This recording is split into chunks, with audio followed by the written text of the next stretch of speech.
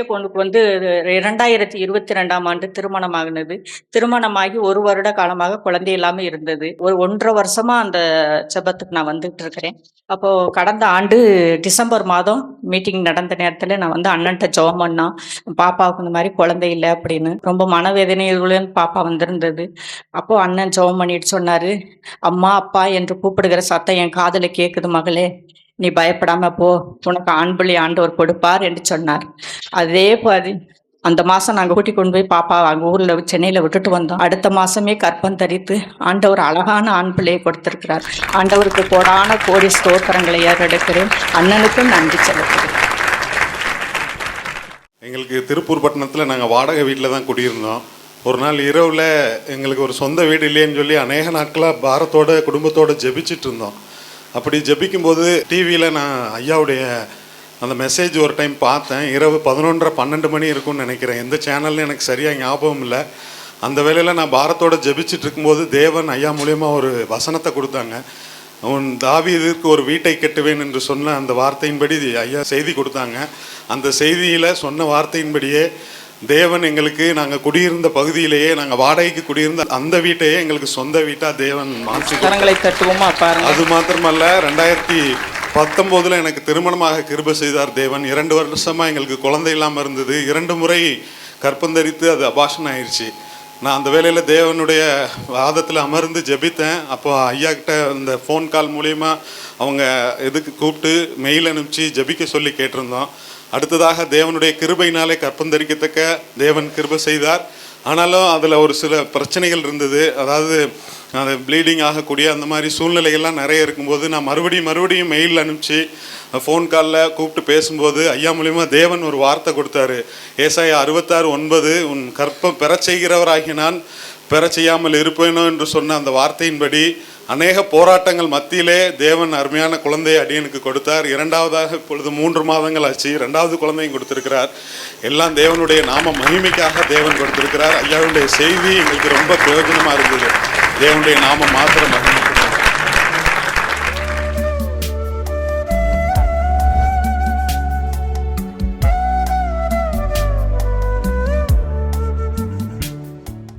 கிறிஸ்துவுக்குள் மிகவும் பிரியமான எனதருமை சகோதர சகோதரிகளே, நம்மை சிருஷ்டித்தவரும் நம்மை உண்டாக்கினவரும் நம்மை ஒருபோதும் மறந்து போகாதவருமாகிய இயேசு கிறிஸ்துவின் இணையற்ற நாமத்தினாலே உங்கள் எல்லாரையும் வாழ்த்தி ஆசீர்வதிக்கிறேன். அல்லேலூயா. எல்லாரும் சந்தோஷமாக இருக்கீங்களா? என் வேதம் சொல்லுகிறது, கர்த்தருடைய ஆலயத்திற்கு போவோம் வாருங்கள் என்று சொன்னபோது என்னுடைய உள்ள மகிழ்ச்சியாக இருக்கிறது என்று சங்கீதக்காரன் சொன்னான். அல்லேலூயா. இந்த உலகத்திலே உங்களுக்கு அநேக பிரச்சனைகள் உண்டு, அநேக தேவைகள் உண்டு, அநேக கடன் பாரங்கள் உண்டு, அநேக வியாதிகள் உண்டு.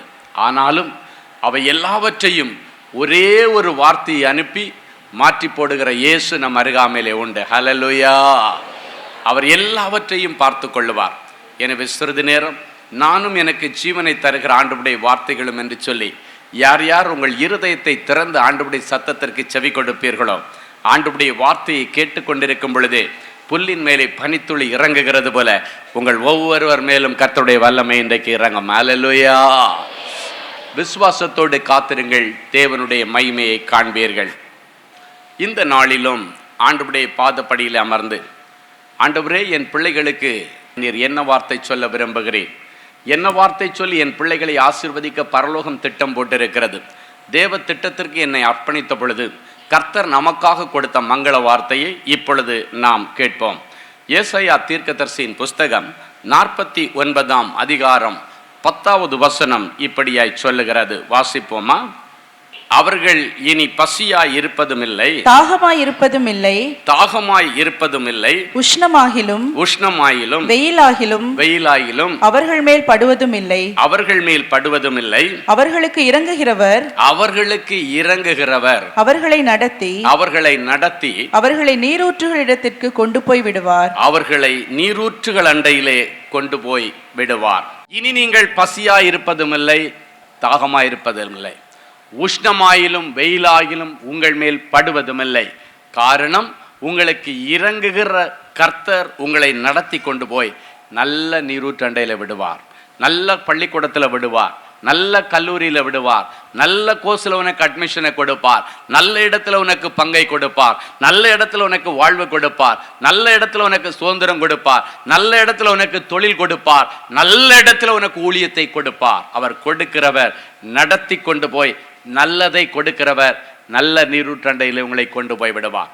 சரி, நம்மை நடத்துகிற ஆண்டவர் இன்றைக்கு பிறகு எப்படியெல்லாம் நம்மை நடத்த விரும்புகிறார்? முதலாவது, உங்களை அதிசயமாய் நடத்த போகிறேன் என்று சொல்லுகிறேன். இன்னைக்கு பிறகு அதிசயமா காரியங்கள் நடக்குமாம். வாசிக்கலாம், யோவேல் தீர்க்கதரிசியின் புஸ்தகம் 2ஆம் அதிகாரம் 24 முதல் 26 வரைக்கும் உள்ள வசனங்கள் வாசிப்போமா? களங்கள் தானியத்தினால் நிரம்பும், களங்கள் தானியத்தினால் நிரம்பும், ஆலைகளில் திராட்சரசமும் எண்ணெயும் வழிந்தோடும், ஆலைகளில் திராட்சை ரசமும் எண்ணெயும் வழிந்தோடும். நான் உங்களிடத்தில் அனுப்பின என் பெரிய சேனையாகிய வெட்டுக்கிளிகளும், என் பெரிய சேனையாகிய வெட்டுக்கிளிகளும், பச்சை கிளிகளும், பச்சை கிளிகளும், முசுக்கட்டை பூச்சிகளும், முசுக்கட்டை பூச்சிகளும், பச்சை புழுக்களும், பச்சை புழுக்களும், பட்சித்த வருஷங்களின் விளைவை உங்களுக்கு திரும்ப அளிப்பேன், மறுபடியும் உங்களுக்கு திருப்பி கொடுப்பேன். நீங்கள் சம்பூரணமாய் சாப்பிட்டு திருப்தி அடைந்து உங்களை அதிசயமாய் நடத்தி வந்த உங்கள் தேவனாகிய கர்த்தருடைய நாமத்தை துதிப்பீர்கள். உங்கள் தேவனாகிய கர்த்தருடைய நாமத்தை துதிப்பீர்கள். என் ஜனங்கள் ஒருபோதும் வெட்கப்பட்டு போவதில்லை. என் ஜனங்கள் ஒருபோதும் வெட்கப்பட்டு போவதில்லை. இரண்டாவதாக, ஆரோக்கியமாய் நடத்துவார். முதலாவது அதிசயமாய் நடத்துவார், இரண்டாவது ஆரோக்கியமாய் நடத்துவார். ஏசாயா தீர்க்கதரிசியின் புஸ்தகம் 57ஆம் அதிகாரம் 18வது வசனம் இப்படியாய் சொல்லுகிறது, வாசிப்போமா? அவர்கள் வழிகளை நான் பார்த்து அவர்களை குணமாக்குவேன், அவர்களை நடத்தி திரும்பவும் அவர்களுக்கும் அவர்களிலே துக்கப்படுகிறவர்களுக்கும் ஆறுதல் அளிப்பேன். அவர்களை திரும்பவும் ஆரோக்கியமாய் நடத்தி அவர்களை குணமாக்கி அவர்களுக்கும் அவர்களிலே துக்கப்படுகிற யாவருக்கும் ஆறுதல் அளிப்பேன்.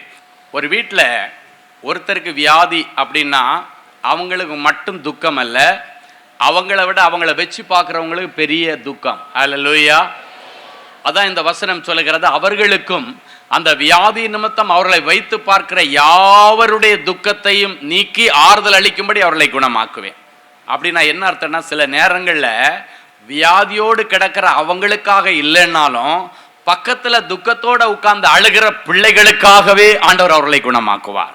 பக்கத்துல உட்கார்ந்து அழுகிற பரிசுத்தவான்களுக்காக அவர்களை குணமாக்குவார். அதான் இந்த வசனம், அவர்களுக்கும் அவர்களிலே துக்கப்படுகிற யாவருக்கும் ஆறுதல் உண்டாக்கும்படி அவர்களை குணமாக்கி அவர்களை திரும்பவும் முன்போல நடத்துவேன், ஆரோக்கியமான இடத்திலே வைப்பேன் என்று ஆண்டவர் சொல்லுகிறார். அவர்களை நடத்தி திரும்பவும் என்று சொல்லப்பட்டிருக்கிறது. அப்படின்னு அந்த வியாதியின் கூறுகளுக்குள்ளால், அந்த வியாதியின் கட்டுக்குள்ளால போறதுக்கு முன்னால அவங்க எப்படி இருந்தாங்களோ அதை விட பல மடங்கு அவர்களை ஆரோக்கியமாய் ஆண்டவர் நடத்தும்படி தன்னுடைய அனுக்கிரக கரத்தை அவர்களுக்கு நேராக ஆண்டவர் நீட்டுவார். இன்றைக்கு என்ன வியாதியோடு கூட நீங்கள் வந்திருக்கிறீர்கள், இல்லாவிட்டால் உங்கள் வீட்டில் யாருக்கு பலவீனத்து நிமித்தம் நான் இன்னைக்கு ஆண்டவருடைய சமூகத்தில் போய் எப்படியாவது உனக்காக மன்றாடி நான் உனக்கு சுகத்தை வாங்கிட்டு வந்துடுறேன், அற்புதத்தை வாங்கிட்டு வந்துடுறேன், நீங்கள் நம்பிக்கையோடு வந்திருக்கிறீர்களோ உங்கள் நம்பிக்கை வீண் போகாது. ஹல்லேலூயா. நான் பார்த்திருக்கிற நண்பரின் பாதத்தில் ஒரு நாள் கூட்டத்தில் வருகிற பிள்ளைகள் ஆஸ்பத்திரியில் ஐசியூவில் பிள்ளைகளை வச்சுருப்பாங்க, இல்லைன்னா புருஷனை வச்சுருப்பாங்க. அந்த சூழ்நிலையில் வெளியே பார்க்குறவங்க இந்நேரம் பார்த்து இந்த அம்மா எதுக்கு போகிறாங்க அப்படின்னு ஒரு கேள்விக்குரிய அநேக சொந்தக்காரங்கள் இருக்கும். புருஷன் ஆஸ்பத்திரியில் ஐசியூவில் கிடக்கிறார், இந்த அம்மா எழும்பி எங்கே போகுது அப்படின்னு நிறைய பேர் புரியாமல் பேசிக்கிட்டு இருப்பாங்க. ஆனால் அந்த அம்மா எங்கே வந்திருப்பாங்க தெரியுமா? அன்பரின் பாதத்தில் வந்து அழுது கமறி, ஆண்டவரே இந்த ஐசியூவில் இருக்கிற என்னுடைய புருஷனை விடுதலை ஆக்கும், நான் போகும்பொழுது என்னுடைய புருஷன் எல்லாம் ஆரோக்கியமாக இருக்கணும், நான் போகும்போது என் பிள்ளை ஆரோக்கியமாக இருக்க வேண்டும், நான் போகும்போது என் பிள்ளை பிழைத்திருக்க வேண்டும். அந்த தாயோ தகப்பன் அந்த பிள்ளைக்காக வந்து தேவ சமூகத்தில் அழுகிறதை நாம் பார்க்கிறோம். பாருங்க, அந்த இடத்துல அவங்களுக்கு ஒரே ஒரு எண்ணம் தான், என் பிள்ளையுடைய வியாதியை மாற்ற, என் புருஷனுடைய இந்த மரண கட்டிலிருந்து விடுதலையாக்க எனக்கு ஆசீர்வாதத்தையும் ஆரோக்கியத்தையும் கொடுக்கிற ஆண்டவரை தேடி போகிறேன். அவர் ஒருவரே தான் மறுபடியும் என் பிள்ளையை நடத்தி ஆரோக்கியமான ஒரு வாழ்க்கையை கொடுக்க முடியும்.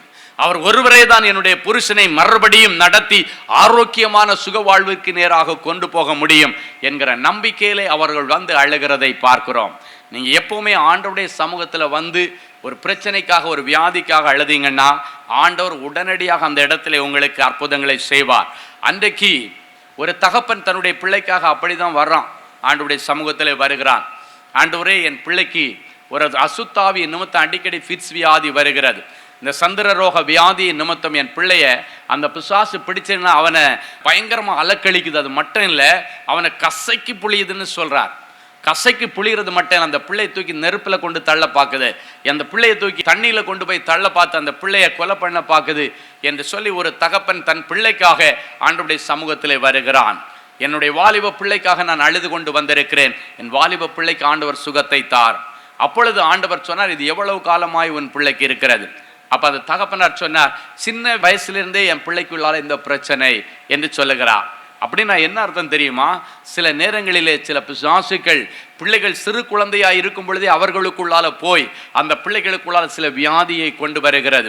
எனவே தான் பிள்ளைகளை நீங்கள் பெற்றோர்கள் என்கிற ஸ்தானத்தில் நீங்கள் ரொம்ப ப்ரொடெக்ட் பண்ணி ஜெபிக்கணும். அவர்கள் சிறு குழந்தைகளாக இருந்தாலும், பள்ளிக்கூடத்துக்கு போகிறவங்களாக இருந்தாலும், கல்லூரிக்கு போகிறவங்களாக இருந்தாலும் அவர்களை நீங்கள் ரொம்ப பக்குவமாக பொதிந்து பாதுகாத்து ஜபக்கூட்டிற்குள்ளால் வைத்து தான் நீங்கள் அனுப்ப வேண்டும். இயேசு என்கிற பேழைக்குள்ள உங்கள் பிள்ளைகளை ஒப்பு கொடுத்து அனுப்ப வேண்டும். அப்போ அந்த தகப்பன் சொல்கிறார், சின்ன வயசுலேருந்து இந்த பிரச்சனை. ஆனால் ஒரு அசுத்தாவி அவனை அலக்களிக்கிறது, அந்த அசுத்தாவி தான் இவனுக்குள்ளால இந்த வியாதியை கொண்டு வந்திருக்கிறது. தகப்பனுக்கு நல்லா தெரிகிறது, ஒரு அசுத்தாவி தான் இந்த பிள்ளைக்கு இந்த பிரச்சனையை கொண்டு வந்திருக்கிறது. அதை நிமித்தம் ஆண்டவரிடத்திலே கண்ணீரோடு வந்தான். அப்பொழுது ஆண்டவர், உன் பிள்ளை இங்கே கூட்டுட்டு வா அப்படின்னு சொல்கிறார். அவனை கூட்டுட்டு வர்றதுக்கு போகும்போது வர்ற வழியில் அலக்கழிச்சு எல்லா அசுத்தாவிகளும் அவனை விட்டு விலகினது. வேதம் சொல்லுகிறது, அந்த இளைஞனை குணமாக்கி தகப்பன் கையிலே ஆண்டவர் ஒப்பு கொடுத்தார். இன்னைக்கு யாரை குணமாக்கி உன் கையில் ஆண்டவர் ஒப்பு கொடுக்க வேண்டும் என்று விரும்பி வந்திருக்கிறாய், அவர்களை இன்றைக்கு ஆண்டவருடைய சமூகத்தில் ஒப்பு கொடுங்கள். அவங்க இங்கே இல்லைனாலும் பரவாயில்லை, அவங்க ஒருவேளை வீட்டில் இருக்கலாம், ஆஸ்பத்திரியில் இருக்கலாம், கவுன்சிலிங் சென்டரில் இருக்கலாம், இல்லைன்னாச்சும் ஏதோ ஒரு சொந்தக்காரங்க வீட்டில் விட்டுட்டு வந்திருக்கலாம். இன்றைக்கு ஆண்டவர் உங்களை பார்த்து சொல்கிறார், அவர்களை ஆண்டவருடைய சமூகத்தில் ஒப்பு கொடுங்க. அவர்கள் இருக்கிற இடத்திலே ஆண்டவர் அவர்களை சந்திப்பார். ஆண்டவர் ஒரு வார்த்தையை அனுப்பி சுகப்படுத்துவார். ஒரு பெரிய 100க்கு அதிபதி சொல்லுகிறான், என் வேலைக்காரன் மரண அவஸ்தைப்படுறான், ஒரு வார்த்தை மட்டும் சொல்லும், அவன் பிழைத்திருப்பான். ஆண்டவர் இருக்கிற இடத்திலிருந்து ஒரு வார்த்தை மட்டும்தான் சொன்னார். இப்படி ஒரு விசுவாசத்தை இஸ்ரவேலிலே நான் பார்க்கவில்லை. அடுத்த நிமிஷம் இந்த வார்த்தை அங்கு போய் அவனுக்கு சுகத்தை கொடுத்தது. என் அன்பு சகோதரனை சகோதரி, இன்னைக்கெல்லாம் பார்த்தீங்கன்னா எவ்வளோ பிள்ளைகள் வியாதியோடு கூட ஆண்டவருடைய வார்த்தைகளை கேட்பதற்காக ஃபோனில் ஜெபம் பண்ணுவதற்காக எத்தனையோ பேர் ஃபோன் பண்ணுவாங்க தெரியுமா? எத்தனையோ பேருக்கு ஆண்டவர் வார்த்தையை தான் அனுப்புகிறார். அந்த வார்த்தை அவர்களுக்குள்ளால போய் அற்புதங்களை செய்கிறது. அந்த வார்த்தை அவர்களுக்கு அதிசயங்களை செய்து கொண்டிருக்கிறது. இன்றைக்கு நீங்கள் எந்த நிலைமையில வந்திருந்தாலும் இயேசு உங்களுடைய விண்ணப்பத்தை கேட்டு உங்களுடைய எல்லா வியாதிகளிலிருந்து உங்களுக்கு விடுதலையை தருவார். ஹல்லேலூயா. அன்பு சகோதரனே சகோதரியே, நீண்ட நாட்களாக 4 சுவர்களுக்குள்ள விழுந்து கிட ஆண்டவனே, இந்த பசிக்கும், இந்த பஞ்சத்துக்கும், இந்த கடனுக்கும் ஒரு விடிவு காலம் பறக்காதா? வேலை இல்லாம நான் ரொம்ப கஷ்டப்படுறேனே, தொழில நஷ்டமடைஞ்சு ரொம்ப கஷ்டப்படுகிறேனே என்று அழுது கொண்டிருந்தாய் அல்லவா? எதிர்காலத்தை நினைச்சு பயந்து போய் வந்திருக்கியா மகளே? என்ன நடக்குதுன்னே தெரியலையே, என்ன சுத்தி என்ன நடக்குதுன்னு எனக்கு தெரியலையே, நாளைக்கு நேரம் விடிஞ்சா என்ன நடக்க போகுதுன்னு தெரியலையே, நாளைக்கு கடன்காரனுக்கு என்ன பதில் சொல்ல போறேன், நாளைக்கு இந்த பிரச்சனையை எப்படி நான் மேற்கொள்ள போகிறேன், நாளைக்கு இந்த கமிட்மெண்ட்டை எப்படி கிளியர் பண்ண போகிறேன், எப்படி எப்படின்னு சொல்லி கேள்வியோடு வந்திருக்கிற என் பிள்ளைகளை ஒரு விசை கண்ணோக்கி பாருங்க டேடி. நானே வழி என்று சொன்னீரேன், வெளியே இல்லை என்று சொல்லி என் பிள்ளைகள் கந்து வந்திருக்கிறாங்கப்பா. இந்த கடனை அடைக்க எனக்கு வழி இல்லை, இந்த பிரச்சனையிலிருந்து வெளியே வர எனக்கு வழி தெரியல, வழி காட்டுங்கப்பான்னு சொல்லி என் பிள்ளைகள் வந்திருக்கிறார்கள். நானே வழியும் சத்தியமும் ஜீவனுமா இருக்கிறேன் என்று சொன்னவரே, என் பிள்ளைகளுக்கு ஒரு அதிசயமான வழியை இன்னைக்கு திறந்து தாருங்கப்பா. நாலா பக்கத்திலும் தாவீது நெருக்கப்பட்டிருக்கும் பொழுது கண்ணீரோடு உங்க முன்னால வந்து ஒரே ஒரு வார்த்தை தானே சொன்னான், ஆண்டவரே நான் நாலா பக்கத்திலே நெருக்கப்பட்டிருக்கிறேன், என்னுடைய எல்லா நெருக்கத்திற்கு நீங்களாக்கி என்னை விடுவித்ததற்காய் ஸ்தோத்திரம் என்று சொன்னானே. என் பிள்ளைகளுக்காக அதே ஜெபத்தை நான் சொல்லுகிறேன். எங்களுடைய நாலா பக்கத்து நெருக்கடியிலிருந்து என் பிள்ளைகளை நீர் விடுவித்ததற்காக உமக்கு நன்றி, உமக்கு நன்றி, உமக்கு நன்றி. கடங்காரங்களை சந்திக்க முடியல. எத்தனை தவணை தான் நான் சொல்றது? திங்கக்கிழமை தவணை சொல்லி இருக்கிறத, புதன்கிழமை தவணை சொல்லி இருக்கிறத, எந்த தவணை இதுவரைக்கும் என்னால காப்பாற்ற முடியலையே கண்ணீரோடு இருக்கிற சில பிள்ளைகளை நாவில பாக்குறப்பா. இதுக்கு மேல தவணை சொல்ல எங்களால முடியல டாடி. நீங்களே தவணை சொல்லுங்கப்பா. நீங்க சொல்லிட்டீங்கன்னா நீர் வார்த்தையிலே உண்மை உள்ளவர், சொன்னதை நிறைவேற்றுகிறவர் ஆண்டவர். என் கூட நீங்க வாங்கப்பான்னு சொல்லி கூப்பிடுங்க. அப்பா, என் பிள்ளைங்க கூட நீங்க போங்கப்பா. பயந்து போய் வந்திருக்காங்கப்பா, கலங்கி போய் வந்திருக்காங்க ஆண்டவரே. கலங்காதே, திகையாதே, உன் வலது கரத்தை பிடித்து நான் உன் தேவன் என்று பயப்படாதே என்று சொன்னீர். என் பிள்ளைகளுடைய கரத்தை பிடித்துக் கொண்டு இனி நீங்களே நடந்து போங்கப்பா. என் பிள்ளைங்க பள்ளிக்கூடத்துக்கு போனா என் பிள்ளைங்க கையை பிடிச்சு நீங்க போங்கப்பா. எந்த நேரத்தில் என்ன நடக்குதுன்னு எங்களால விளங்கிக் கொள்ள முடியலப்பா. சிறு பிள்ளைகளை கடத்துகிற கும்பல் இன்றைக்கு தேசத்துல சுத்திட்டு இருக்கு.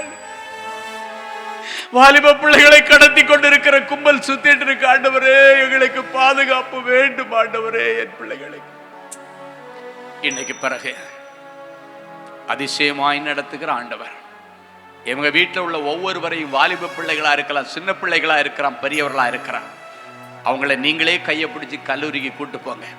நீங்களே என் பிள்ளைகளை வேலைக்கு கூட்டு போங்க. நீங்களே என் பிள்ளைகளை ஊழியத்துக்கு கூட்டிட்டு போங்க. அதன் நிமித்தம் இனி என் பிள்ளைகள் சம்பூரணமாய் சாப்பிட்டு திருப்தி அடையக்கூடிய விதத்திலே செல்வங்களும் செல்வாக்குகளும் வருமானங்களும் என் பிள்ளைகளுக்கு வருவதாக. காலியாயிருக்கிற களங்கள் இனி தானியத்தினால நிரம்புவதாக. ஆலைகளிலே திராட்சை ரசமும் எண்ணெயும் வழிந்தோடும்படி என் பிள்ளைகளை ஆசீர்வதிக்கிறேன். நிரம்பி வழிகிற ஆசீர்வாதங்கள், நிரம்பி வழிகிற செல்வங்கள், நிரம்பி வழிகிற அபிஷேகங்களை என் பிள்ளைகளுக்கு தருவீராக. இவர்களுக்கு நஷ்டத்தை கொண்டு வந்த வட்டியாயிருக்கலாம், இழப்புகளை கொண்டு வந்த தேவையில்லாத செலவினங்களாயிருக்கலாம், மருத்துவ செலவினங்களாயிருக்கலாம், எல்லாவற்றையும் ஆண்டவர் திரும்ப வாபஸ் வாங்கி அவைகள் பட்சித்த வருஷங்களின் விளைவை திரும்பவும் என் பிள்ளைகளுக்கு தருவேன் என்று வாக்குறுதி கொடுக்கிறதற்காக உமக்கு நன்றி. இழந்து போனதை தேடவும் மீட்டு கொடுக்கவும் இந்த பூமியிலே வந்த ஆண்டவர் இழந்து போன எல்லாவற்றையும் மீட்டுத்தார். நடக்க வேண்டிய நல்ல சுப நிகழ்வுகள் பிள்ளைகளுக்கு நிம்மதியாய் நடக்கட்டும், தடையில்லாமல் நடக்கட்டும், திருமணங்கள் நிறைவேறட்டும். இன்னும் பெரிய மனுஷி பிள்ளை ஆகவில்லை என்று கண்ணீரோடு வந்திருக்கிற தாய் தகப்பனை கண்ணோக்கி பார்த்து, பிள்ளைக்கு இவ்வளவு வயது ஆயிருச்சு, இன்னும் என் பிள்ளை பெரிய மனுஷி ஆகலையே, அவ கூட படிக்கிற பிள்ளைங்க எல்லாம் பெரிய மனுஷி ஆயிட்டாங்களே, என் பிள்ளைக்கு இன்னும் அந்த பருவ மங்கை ஸ்தானம் வரவில்லையே, கண்ணீரோடு வேதனையோடு வந்திருக்கிற அந்த தாய் தகப்பனை கண்ணோக்கி பார்த்து, அந்த பிள்ளைக்கு உம்முடைய அதிசயத்தை விளங்க பண்ணி நீரூற்றுகளை திறந்து விடுகிற ஆண்டவர், நீரூற்றை திறந்து விடுவீராக. அதன் காலத்தில் சகலத்தையும் நேர்த்திக்கிறோமாய் செய்கிறாங்க. என் பிள்ளைக்கு அப்படியே செய்யுங்கப்பா, அப்படியே செய்யுங்க. சில பிள்ளைகள் சரீரத்தில் வெளியே சொல்ல முடியாத சில வியாதிகளின் நிமித்தம் கண்ணீரோடு உடைய சமூகத்தில் வந்து நிற்கிறாங்கப்பா. அவர்களை நடத்தி ஆரோக்கியமான பாதையிலே கொண்டு போவேன் என்று சொன்னீரே. அவர்களுக்கும் அவர்களிலே துக்கப்படுகிற யாவருக்கும் ஆறுதல் அளிக்கும்படி அவர்களை குணமாக்குவேன் என்று சொன்னீரே. அப்படிப்பட்ட கொள்ளை நோய்கள் யார் சரீரத்தில் இருந்தாலும் எல்லா கொள்ளை நோய்களை ஆண்டவர் உடைய வார்த்தையை அனுப்பிவிட்டீர். என் பிள்ளைகளை தொட்டு சுகமாக்கி விட்டீர். உமக்கு ஸ்தோத்திரம். இயேசுவின் மூலம் பிதாவே, ஆமேன், ஆமேன். அன்பு தேவனுடைய பிள்ளைகளே, இந்நிகழ்ச்சியின் மூலம் நீங்கள் பெற்றுக்கொண்ட ஆசீர்வாதங்களையும் உங்கள் ஜெப விண்ணப்பங்களையும் அனுப்ப வேண்டிய முகவரி: தேவனின் அன்பு ஊழியங்கள், Vinayak avenue, OMR road, Okkiyam, Thoraipakkam, Chennai 600097. மேலும் 24 மணி நேர ஜெப உதவிக்கு 04424579999 மற்றும் 9941950999 என்ற எண்களுக்கு தொடர்பு கொள்ளுங்கள்.